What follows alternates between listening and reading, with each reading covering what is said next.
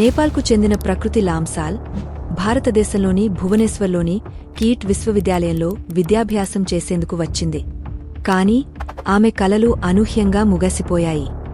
ఈ విషాదానికి అసలు కారణమేమిటి? ఎందుకు ఈ సంఘటన అంతర్జాతీయ దృష్టిని ఆకర్షించింది?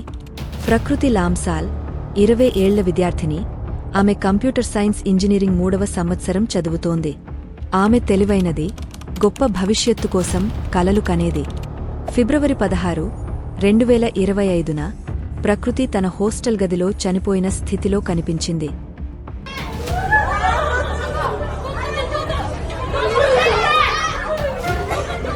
ఆమె ఆత్మహత్య చేసుకున్నట్లు పోలీసులు ప్రకటించారు. Incident of suicide by one girl student of 3rd year computer science in KIT University. ఈ వార్త క్యాంపస్ మొత్తాన్ని దిగ్భ్రాంతికి గురిచేసింది. పోలీసుల దర్యాప్తులో ఒక భయంకరమైన నిజం బయటపడింది. ప్రకృతిని అదే యూనివర్సిటీలో చదువుతున్న విద్యార్థి అద్విక్ శ్రీవాత్సవ మానసికంగా వేధించాడని, భావోద్వేగంగా బ్లాక్ మెయిల్ చేశాడని ఆరోపణలు ఉన్నాయి. తన సంబంధాన్ని బలవంతంగా కొనసాగించాలని బ్లాక్ మెయిల్ చేశాడా? ఒత్తిడిని తట్టుకోలేక చివరికి ఈ నిర్ణయం తీసుకుందా? నిజానికి ప్రకృతి తనపై జరుగుతున్న వేధింపుల గురించి యూనివర్సిటీకి ముందే ఫిర్యాదు చేసింది. కానీ అధికారుల నుండి ఎటువంటి స్పందన రాలేదు. ఈ ఘటన నేపాలీ విద్యార్థులలో ఆగ్రహాన్ని రగిల్చింది.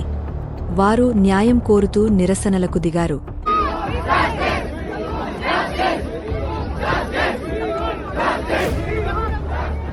కాని విశ్వవిద్యాలయం వారు సమస్యను పరిష్కరించేందుకు ప్రయత్నించలేదు. బదులుగా నేపాలీ విద్యార్థులను క్యాంపస్ విడిచిపెట్టి వెళ్లాలని సూచించింది.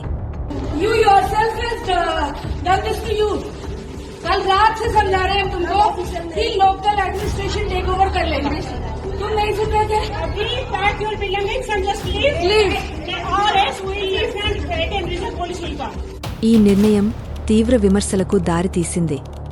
భారతదేశం మరియు నేపాల్ మధ్య కూడా సమస్యలు తలెత్తాయి. ఒడిశా ప్రభుత్వం ఈ కేసును సమగ్రంగా పరిశీలించేందుకు ఒక ప్రత్యేక కమిటీని ఏర్పాటు చేసింది. ఈ ఘటనలో మరో వివాదం చెలరేగింది. కీట్ సిబ్బందిలో ఒకరు నేపాలీ విద్యార్థులను తక్కువ చేసి మాట్లాడారు.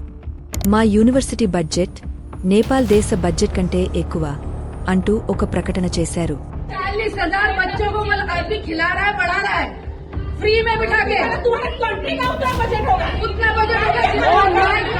ఈ వ్యాఖ్యలు తీవ్రస్థాయిలో వ్యతిరేకతను ఎదుర్కొన్నాయి.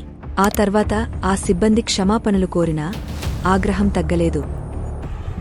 I'm making this video to apologize for the statements I said on 16th night in the spur of the moment, and if any of my statements has hurted the sentiment of my Nepali students or people of Nepal, I apologize for it sincerely.